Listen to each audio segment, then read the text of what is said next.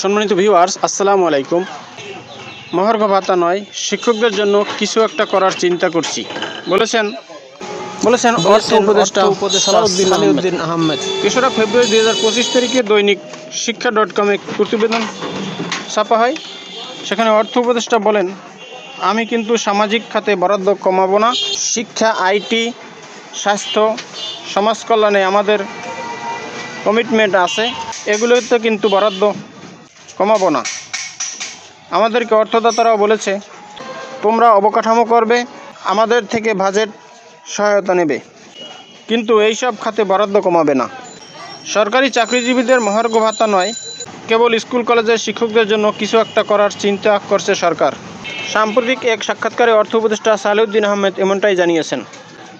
এক প্রশ্নের উত্তরে তিনি বলেন, কেবল স্কুল কলেজের শিক্ষকদের অন্যান্য কিছু বিষয় আমরা দেখব যদি সম্ভব হয়। এটি অবশ্যই ফ্রেমের মধ্যে, আমরা কোনো পে স্কেল পরিবর্তন করব না।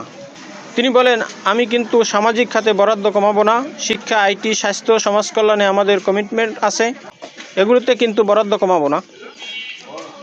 আমাদেরকে অর্থদাতারাও বলেছে, তোমরা অবকাঠামো করবে, আমাদের থেকে বাজেট সহায়তা নেবে, কিন্তু এইসব খাতে বরাদ্দ কমাবে না।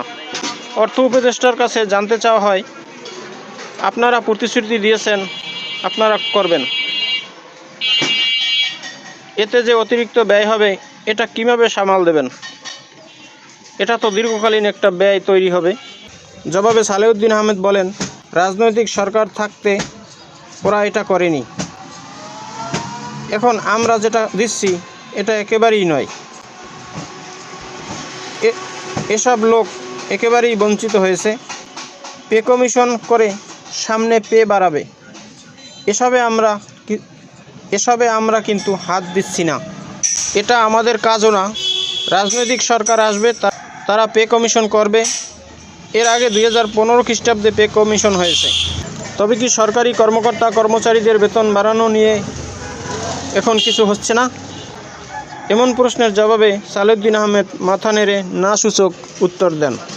তো বন্ধুরা, এই হচ্ছে মহার্ঘ ভাতা সম্বন্ধে সর্বশেষ আপডেট। নিত্য নতুন আপডেট পেতে আমার চ্যানেলটি সাবস্ক্রাইব করে রাখুন। ভালো থাকুন, সুস্থ থাকুন। আবার কথা হবে অন্য কোনো ভিডিওতে। সে পর্যন্ত শুভকামনা রইল। আসসালামু আলাইকুম।